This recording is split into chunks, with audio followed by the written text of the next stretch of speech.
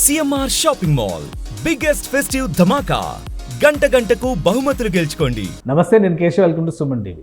తెలుగు సినిమాకి సంబంధించి ఒక అరుదైన సందర్భం దుబాయ్లో ఆవిష్కృతమైంది. ఐఫా అవార్డ్స్ ఫంక్షన్లో భాగంగా తెలుగు తెరకి సంబంధించి ప్రముఖ హీరోలందరూ ఒకే వేదికపైకి వచ్చారు. అదే సమయంలో మెగాస్టార్ చిరంజీవి ఓ అరుదైన పురస్కారాన్ని కూడా అందుకున్నారు. ఆ విశేషాలు ఏంటో తెలుసుకుందాం. మనతో పాటు చంద్ర శ్రీనివాస్ గారు ఉన్నారు, పొలిటికల్ అనలిస్ట్. చంద్ర శ్రీనివాస్ గారు నమస్కారం. నమస్కారం కేశవ్ గారు. ఈ ఐఫా అవార్డ్స్ ఏంటి, చిరంజీవి గారికి వచ్చినటువంటి పురస్కారం ఏంటి, మొత్తం ఇది ఈ మధ్య కాలంలో ఆయన గిన్నిస్ రికార్డు అందుకోవడం, పద్మవిభూషణ్, వరుసగా చూస్తే మళ్ళీ ఇప్పుడు ఇది ఒక పురస్కారం. ఏంటి ఈ విశేషం? డెఫినెట్గా ఆ ఇంట్లో ఇప్పుడు RRR ఆస్కార్ లెవెల్లో వెళ్ళిన కాడి నుంచి అంతా పండగలే, మెగా ఇంట. అటు పవన్ కళ్యాణ్ రాజకీయాల్లో సక్సెస్ అవ్వటం, గ్లోబల్ స్టార్గా రామ్ చరణ్ గారు ఎదగటం, ఆ తర్వాత ఈ రోజున మొన్న ఈ మధ్యనే పద్మవిభూషణ్ అవ్వటం. ప్రతి సన్నివేశంలో ప్రతి ఇదిలోనూ ఆయన పడిన కష్టం 46 సంవత్సరాల ఇండస్ట్రీ.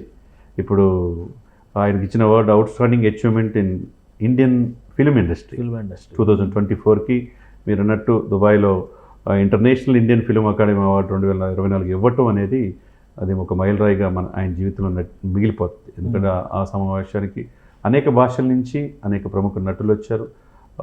చాలా హేమాయమీల మధ్య జరిగిన దాంట్లో బాలకృష్ణ గారు ఒకవైపు, వెంకటేష్ గారు ఒకవైపు. ఆయనకు అవార్డులు చిరంజీవి గారికి కొత్త ఏం కాదు.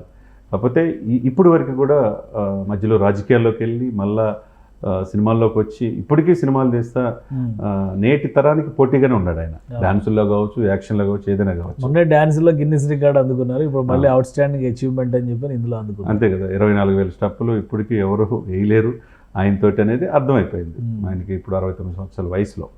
ఏదైనా కానండి, ఒక స్ఫూర్తిగా చిరంజీవి గారు ఎదిగిన తీరు నేటి తరం హీరోలందరికీ కూడా ఒక ఇన్స్పిరేషనే.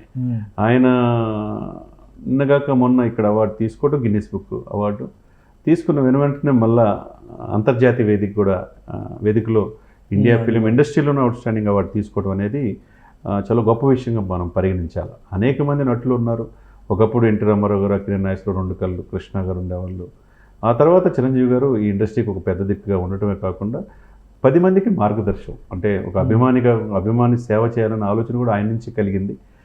ఏది తీసుకున్న ఒక సామాజిక హితవత్తంగా సన్నివేశాన్ని తీసుకొని సినిమాలు తీస్తున్నారు. కాబట్టి ఈ రోజున అంతర్జాతీయ స్థాయిలో ప్రపంచవ్యాప్తంగా ఆయన గుర్తింపు పొందారు. సెలబ్రేషన్స్ కూడా ఫ్యామిలీతో వెళ్ళినట్టున్నారు. మనం అందరేమో ఇక్కడ అల్లు వర్సెస్ మెగా అని కొట్టుకుంటూ ఉన్నారు, అక్కడ అల్లు అరవింద్ గారు పక్కనే ఉన్నారు.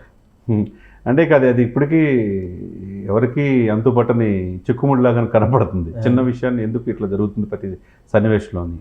ఆయన ఆహభావాలు, ఆయన చాలా ఎమోషన్తో గురైనట్టు కనపడుతుంది. మొన్న కూడా ఆయన గిన్నిస్ బుక్ ఎక్కినప్పుడు కూడా అల్లు అరవింద్ గారు ఉన్నారు. ఇకపోతే అంతర్జాతీయ వేదికలో కూడా నేను ఉన్నాడు. ఒక వారం ముందే ఉపాసన గారు, రామచంద్ర గారు అక్కడికి వెళ్ళారు. నేను అందరు కలిపి కుటుంబ సభ్యుల సమక్షంలో అవార్డు తీసుకోవటం. ఇంకా ఆయన సాధించాలని ఏముంది, ఆయన చాలా ఇంటర్వ్యూలో మొన్న ఈ మధ్య చెప్తున్నాడు, నేను అనుకున్న దానికంటే భగవంతుడు నాకు ఎక్కువ ఇచ్చాడు, ఇంకా ఏదైనా చేయాలన్న ఉద్దేశం, ఫిలిం ఇండస్ట్రీ కోసం ఒక స్కూల్ పెడతాను, ఒక హాస్పిటల్ పెట్టాలని నా ఆలోచన కార్యరూపం దాల్చడంలో అతి త్వరలో ముందుకు రాబోతుంది. ఏదైనా కానండి, ఆయన ఫిలిం ఇన్స్టిట్యూట్ పెడతారా చిరంజీవి గారు?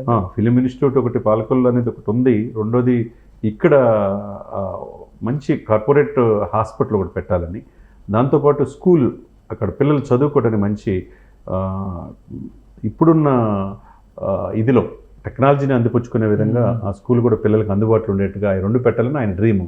ఒకవైపు బ్లడ్ బ్యాంకు, ఐ బ్యాంక్ ద్వారా ఆయన అందుకోవాల్సిన కూడా రీచ్ అయ్యాడు, అందరికీ ఒక సేవ చేయాలనే ఆలోచన కలగజేశాడు. కాబట్టి ఆయన తర్వాత ఆయన వారసుడిగా అవన్నీ కూడా అందిపుచ్చుకొని మెగాస్టార్ వారసుడిగా గ్లోబల్ స్టార్కి ఎదిగిన రామ్ చరణ్ ఆ బాధ్యతలన్నీ తీసుకుంటారు అనమాట.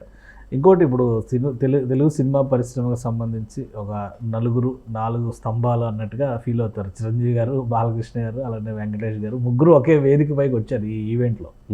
అది ఎలా నాగార్జున గారు మిస్ అయ్యారు, బహుశా ఆయన బిగ్ బాస్ బిజీలో ఉన్నాడు. ఆయన బిజీలో ఉన్నాడు. రేపు ఎడిదిరికి ఇంకొక అవార్డు ఉంది, మీరు మర్చిపోయారు కేశవ్ గారు. నెక్స్ట్ మంత్లో అక్కినేని నాగేశ్వరరావు గారు అవార్డు కూడా చిరంజీవి గారికి ఇచ్చేస్తున్నారు. ఆయన కూడా ఆయన ముందు కమిట్మెంట్ కాబట్టి బిగ్ బాస్ ఆయన వెళ్ళి ఉండకపోవచ్చు. అయితే వెంకటేష్ వీళ్ళంతా సమకాలికులు కదా. వీళ్ళందరిలో 50 years పూర్తి చేసుకుంది బాలనటుడిగా ఎన్టీ రామారావు గారు ఉన్నప్పుడు బాలనటుడిగా నటించారు కాబట్టి ముందు బాలకృష్ణ గారు. ఆ తర్వాత ఇప్పుడు చిరంజీవి గారు 2-3 yearsలో చిరంజీవి గారు డెఫినెట్గా ఆయన కూడా అది రీచ్ అవ్వాలని మనం మనస్ఫూర్తి కోరుకోవాలి. ఆయన కూడా ఆయురారోగ్యాలు ఉండాలని మనం చూసాం, మనం కూడా బాగోపోయినా కానీ అవార్డు తీసుకోవడానికి 50 years సెలబ్రేషన్స్ వరకు ఆయన డాన్సింగ్ స్టార్ గానే ఉన్నారు. డెఫినెట్గా ఉంటాడు. ఆయన అలరించాలి. ఆవాల గోపాలన్ని కూడా ఆయన అలరించగలరు. నిండు నూరేళ్ళు ఆయన ఆరోగ్యాలతో ఉండాలని మనం మనస్ఫూర్తి. రైట్. థ్యాంక్ యూ చంద్ర శ్రీనివాస్ గారు. ఇది చిరంజీవి గారికి ఒక అరుదైన పురస్కారం ఐఫా వేడుకల్లో లభించింది. అలానే అక్కినేని పురస్కారానికి కూడా ఆయన త్వరలో అందుకోవడానికి సిద్ధమవుతున్నారు. ఇండస్ట్రీ పరంగా రావాల్సిన దానికంటే, ఆశించిన దానికంటే దేవుడు ఎక్కువ ఇచ్చారని నమ్ముతున్న చిరంజీవి గారు రాబోయేటువంటి రోజుల్లో విద్యా సంస్థల ద్వారా, అలానే ఫిలిం ఇన్స్టిట్యూట్ ద్వారా సేవలు అందించాలని ఆశిస్తున్నట్టుగా చంద్ర శ్రీనివాస్ గారు చెప్తున్నారు. ఇది special discussion. Keep watching. Suman టీవీలో మీ పర్సనల్ అండ్ బిజినెస్ ప్రమోషన్స్ కోసం కింది నెంబర్కి కాంటాక్ట్ చేయండి.